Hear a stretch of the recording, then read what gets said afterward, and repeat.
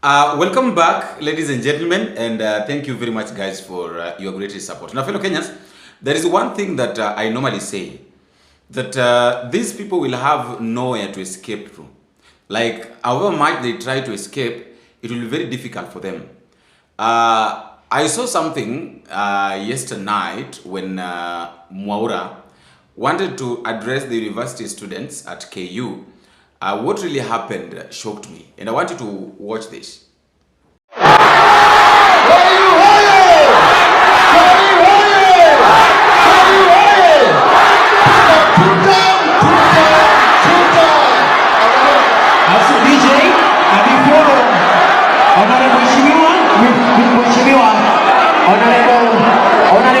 Before you leave, let us now relax, let us relax. Let us relax. As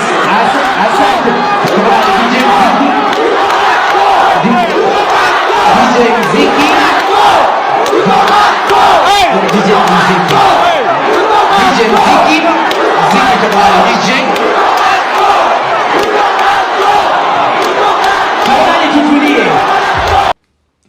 So basically, that is the experience that all these people are going to face from now henceforth, because there's nothing constructive, there is nothing new that they are going to say. They're just going to say that RUTO deserves a two-term, RUTO, they'll be singing RUTO this, RUTO that, RUTO blah blah, but nothing really to offer or nothing to show why they're saying that RUTO is supposed to be re-elected. I want us to talk about something here that happened to Edwin Sifuna, but before that, I want to just humbly request you guys that if at all you're meeting for the first time, don't forget to click the subscribe button. And also to the Benita Media community and family, and also anybody else who wants to join that family, we have a charity to do this month. And I want you to just watch this. To the Bonita Media community and family, fellow Kenyans, we have a project here. Actually, it's a very painful story. But I will request all of us, if you're watching and you are willing to help, I would like us to come together to at least help this family. They really need help. They've been struggling. They've been in pain for a very long time. Sasa yale napitia ni mtoto wangu mkubwa. Ndiye first born, eh? Ako na watoto wawili. Lakini hajifanyiangi chochote, ni kuanguka tu. Na saizi hata sahi vile tunasikianga wanaume pia ni wakudanganya watu. Ako na katoto saizi kachanga. Mtoto mdogo Kabisa, kama miezi. Na unaona huyo mtoto hakuna kitu anaweza mfanyia. Hata umwache hapa kwa nyumba, hawezi akapea mtoto chakula, jua na shake nini? Mwili.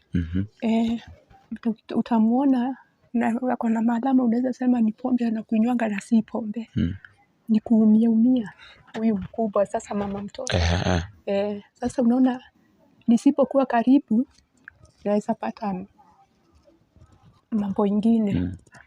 So huyu mtoto naye mdogo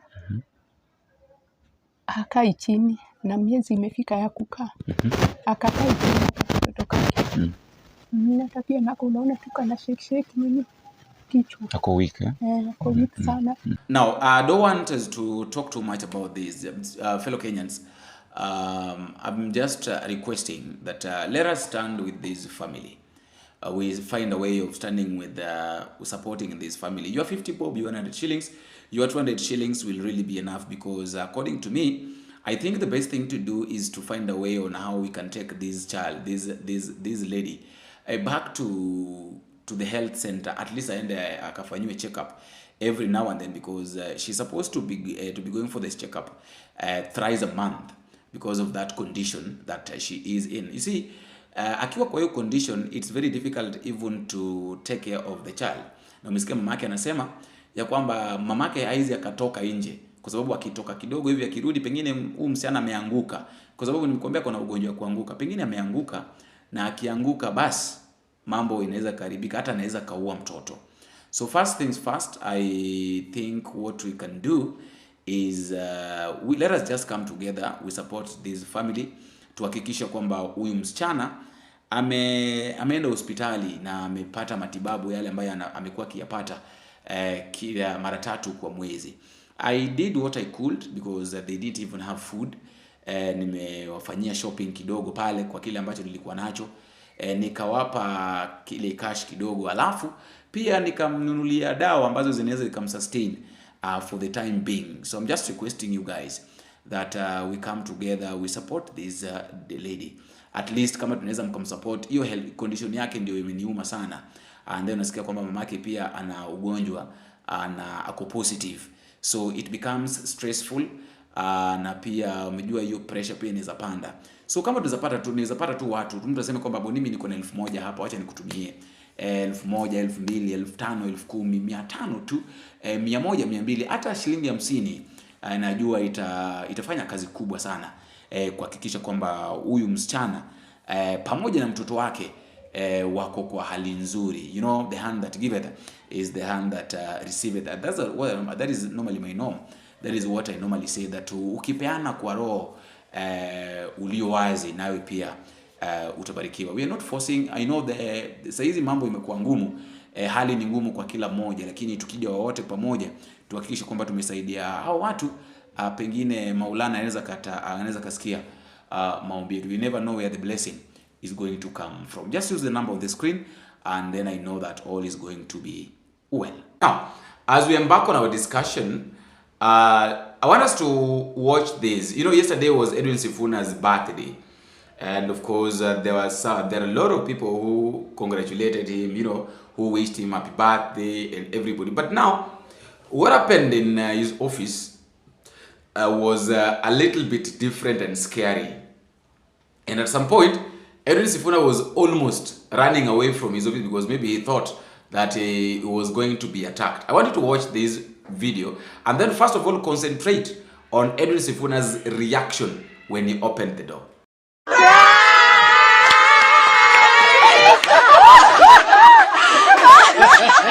birthday to you. Happy birthday to you. Happy birthday to your selection. Happy birthday to you.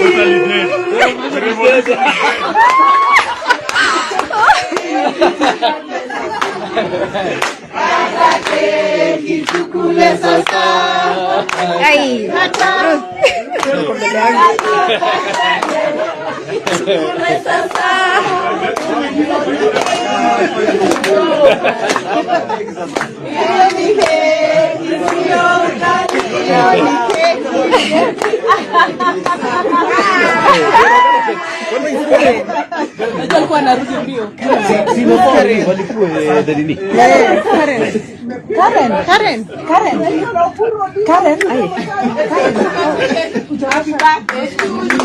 Happy birthday to you. Happy birthday.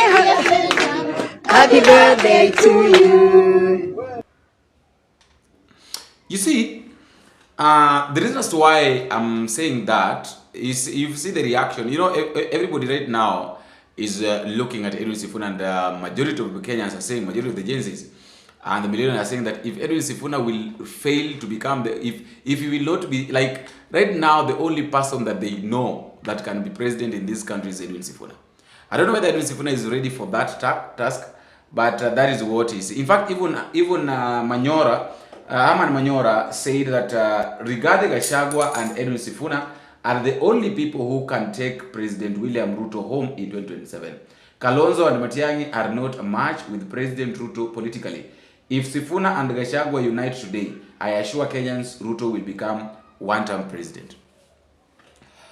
I don't want to disagree with the Aman Manyora on that, but my question is this. So if Edwin Sifuna and Rigathi Gachagua join hands, who is going to be the president and who is going to be deputy? Because one thing I know is that Rigathi Gachagua cannot accept to deputize Edwin Sifuna. He cannot accept to be a deputy again. That is one thing for a fact I know. And at the same time, Edwin Sifuna can also, I don't know whether Edwin Sifuna can accept to be a deputy. Not even that. Leave alone Edwin Sifuna out. People cannot accept Edwin Sifuna, Rigathi Gachagua to run like the president. Okay, if he runs as the president, watashindwa mapema because majority of the people don't like Rigathi Gachagua.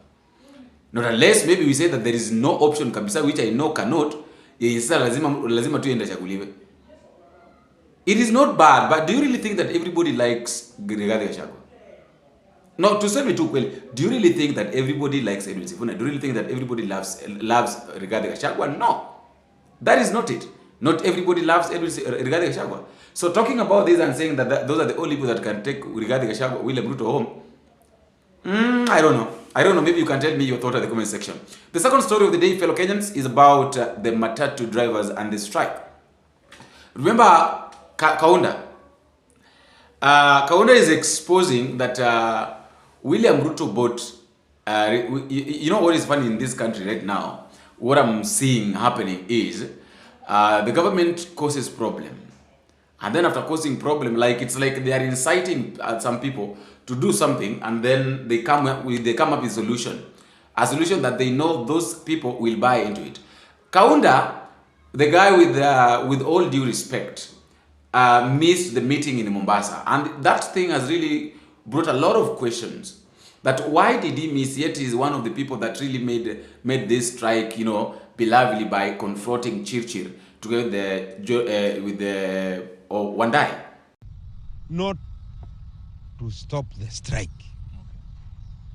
That was the decision which he had from the word go.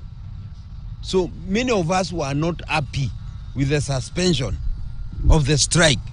It is also claimed that a certain government allied transport leaders were paid over 500,000 Kenya shillings each to support the suspension of the strike and help stabilize both political and economic tensions. Additionally, those individuals are alleged to have been facilitated with air tickets to Mombasa, where a planned engagement with the president was expected. And it's funny that it's like, you know, these guys were bought and some amount of money was paid. Something like 500,000 each to these people. And then after being paid, ulisikia wakianza kuimba kwamba Ruto's journey to Singapore is real and people must go to Singapore. So, sasa zingine unashindwa, what is really happening?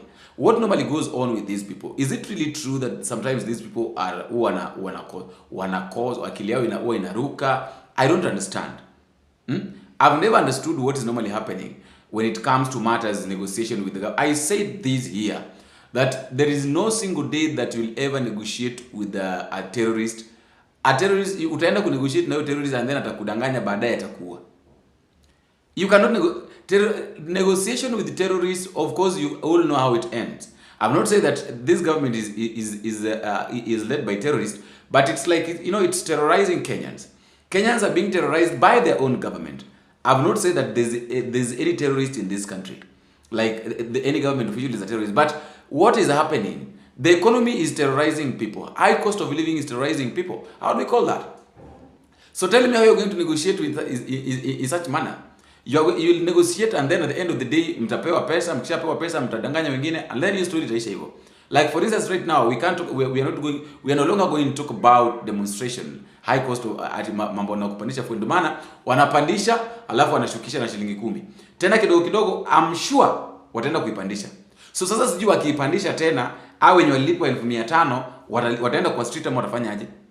Because Makiu, all those people who are against these fuel wenye waliita wenye walikuwa wanaongea kuhusu hii, they were against the government concerning this fuel, none of them attended this meeting. Hakuna mtu ambaye alienda Mombasa meeting.